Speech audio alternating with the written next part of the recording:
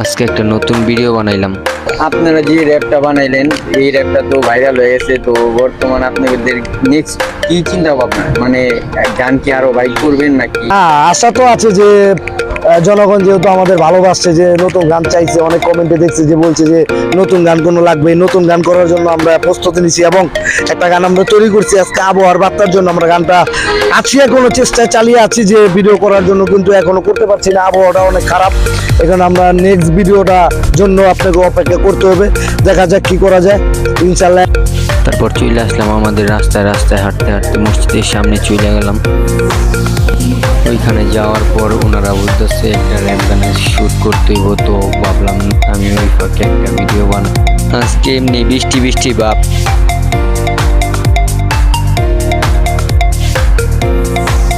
জীবনে চলতে গিয়া কত রকম যন্ত্রণা